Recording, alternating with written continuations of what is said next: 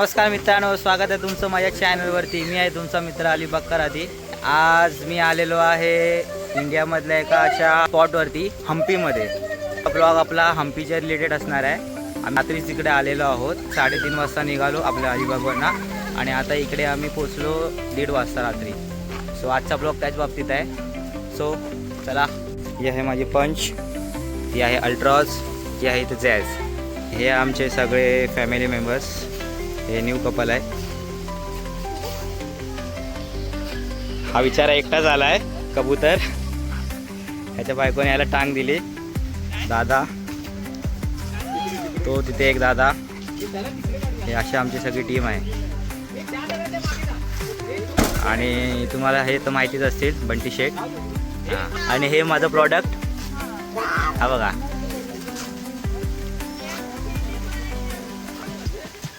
आणि हे दादाचं.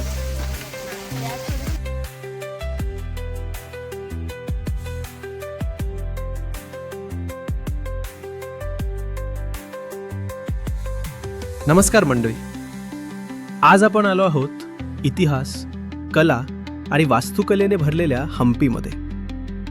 हम्पी हे युनेस्को जागतिक वारसा स्थळ असून एकेकाळी विजयनगर साम्राज्याची भव्य राजधानी होते. इथला प्रत्येक दगड हजारो वर्षाचा इतिहास सांगतो आणि प्राचीन भारतीय वास्तुकलेचं अप्रतिम सौंदर्य दाखवतो. हम्पीला पोचल्यानंतर आमच्यासोबत एक छोटासा अनुभव झाला.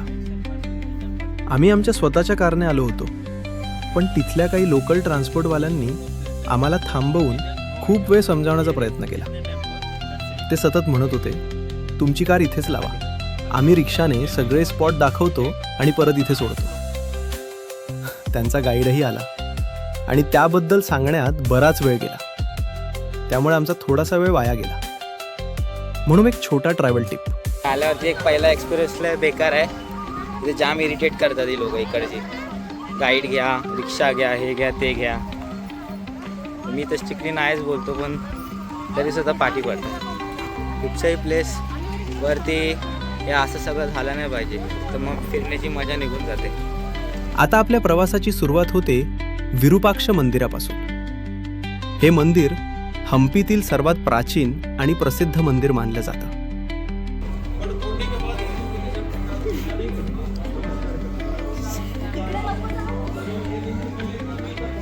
मित्रांनो, तुम्हाला हम्पीला येण्याची गरज आहे. म्हणजे जर तुम्ही खरोखरच हिस्ट्रीच्या रिलेटेड म्हणजे खूप असे म्हणजे हे असाल ना, आवड असेल तुम्हाला हिस्ट्रीच्या बाबतीत, तर तुम्हाला येणंच आहे. खूप सुंदर आहे ब्रो, खूप. उंच गोपुरम, दगडांवरील सुंदर कोरीव काम आणि विजयनगर शैलीतील भव्य वास्तुकला पाहताच मन भारावून जातं.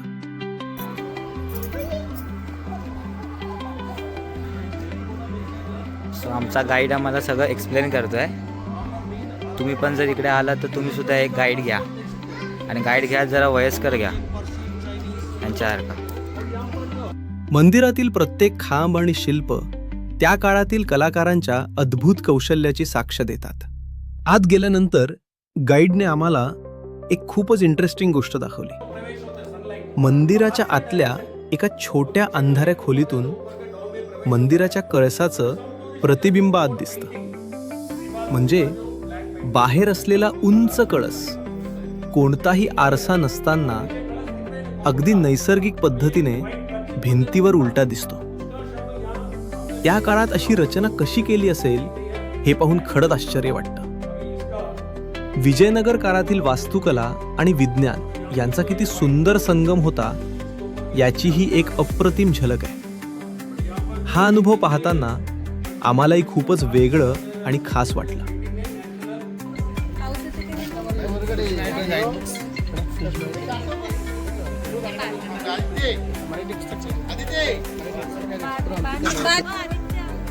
कासव कासव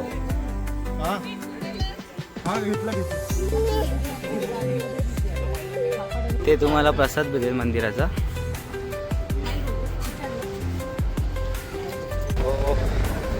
पक्ष मंदिर आम्ही बघितलं.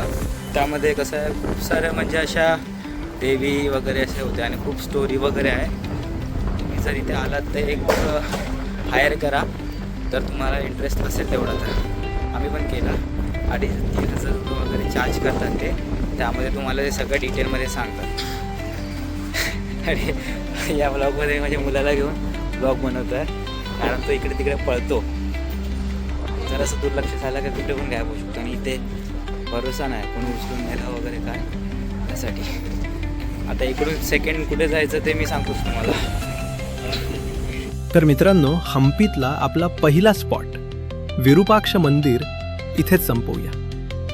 पुढच्या व्लॉगमध्ये आपण पाहणार आहोत कडलेकालू गणपती, उग्र नरसिंह मंदिर आणि हम्पीतील अतिशय प्रसिद्ध लोटस महाल. म्हणून पुढचा भाग अजिबात मिस करू नका. व्हिडिओ आवडला असेल तर लाईक करा, कमेंट करून तुमचं मत नक्की सांगा आणि चॅनलला सबस्क्राईब करायला विसरू नका. पुन्हा भेटूया हम्पीच्या पुढच्या व्लॉगमध्ये. तोपर्यंत बाय आणि टेक केअर.